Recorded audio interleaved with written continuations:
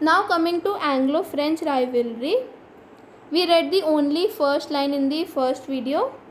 So now starting from the same, trade rivalry between the British and the French resulted in successive wars between them. These wars were commonly known as the Karnataka Wars. क्या उनको बोलते थे Karnataka Wars? क्यों? क्योंकि वो mainly Tamil Nadu के state में ही लड़ी जाती थी. Since most battles were fought in the region within the present state of Tamil Nadu. The English and the French clashed thrice in the Karnataka. अब 3 बार उनकी लड़ाई हुई थी और ये जो वॉर्स थी वो 20 ईयर्स तक चली थी, from 1744 to 1763. After this the French ceased to be a strong political force in India. अब इसके बाद फ्रेंच तो थे वो कम पड़ गए और इंग्लिश का ट्रेड पे इन्फ्लुएंस ज़्यादा हो गया था. The way was clear for the establishment of British power in India. अब उनके पास कोई और कॉम्पिटिटर बचा ही नहीं था. Now coming to the beginning of British expansion in India.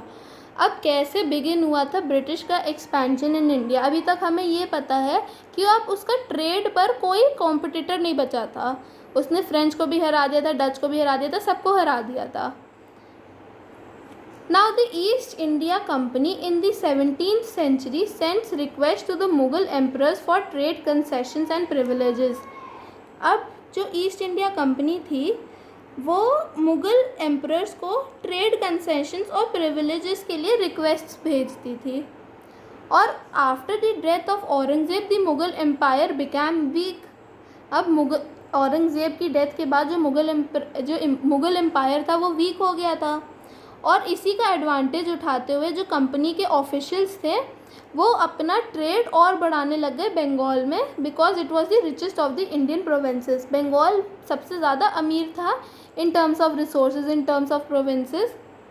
Now in 1717 they succeeded in obtaining the right to import and export goods without paying custom duty. अब 1717 में उनको एक राइट मिल गया कि उनको ड्यूटी नहीं पे करनी पड़ेगी इम्पोर्ट और एक्सपोर्ट गुड्स पे.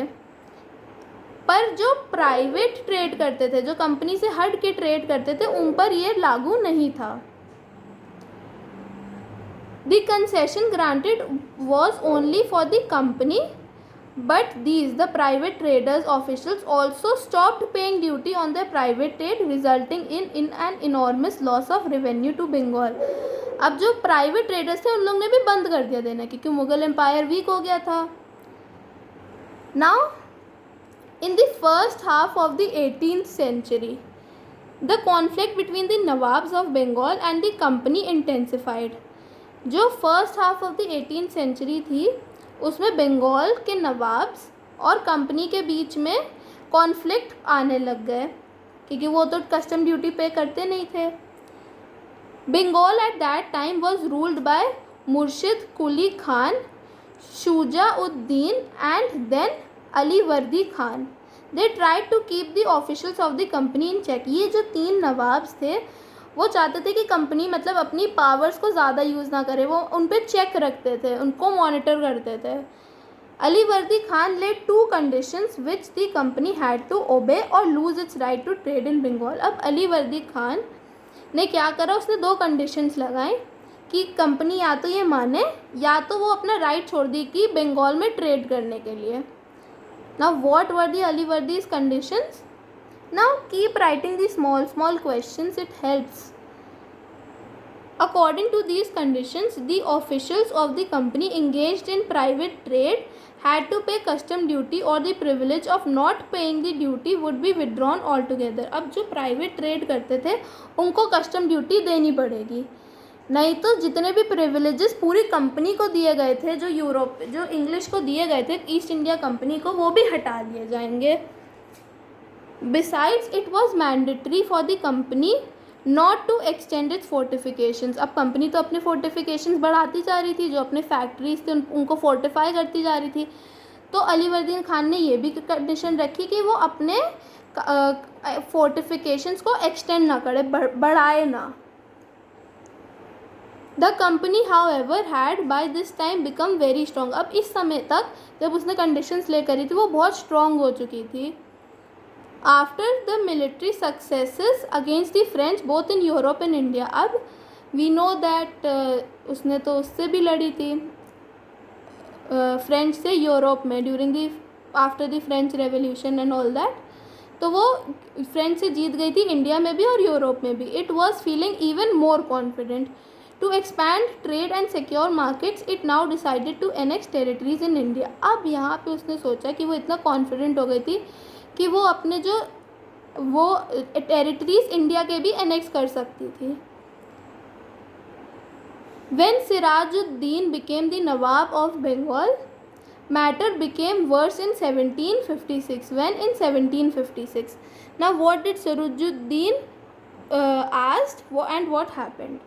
He asked the company to remove all its fortifications in Calcutta. उसने हटाया कि सारे अपने fortifications हटा लिए जाएं कैलकटा से, पर कंपनी ने रिफ्यूज़ कर दिया. So the Nawab sent his troops and occupied the companies factories in Calcutta. अब नवाब ने अपने ट्रूप्स भेजे और कैलकटा का जो फोर्ट था उसको ऑक्यूपाई करने के लिए बोल दिया और उन लोग ने ये कर भी लिया. But the British officials were alarmed. अब ये इस इंसिडेंट के बाद वो बहुत अलार्म हो गए थे, बहुत शॉक में आ गए थे. And they decided to depose Sirajuddin Daula and install a puppet in place puppet nawab in his place. This resulted in a war. अब अगर वो किसी भी पपेट नवाब को भेज देंगे जो वो खुद के डिसीजंस नहीं ले पाता है और जो वो कहेंगे वो करेगा, तो उनके लिए तो बहुत अच्छा है. तो उन्होंने सोचा कि सिराजुद्दौला को हटा दिया जाए और किसी पपेट नवाब को लगा दिया जाए इसके उसमें प्लेस में. And this resulted in war. Now we will further study the battle of Plassey in another video. And please अगर कोई डाउट हो तो ग्रुप पे टेक्स्ट कर दीजिए. And please do the worksheets.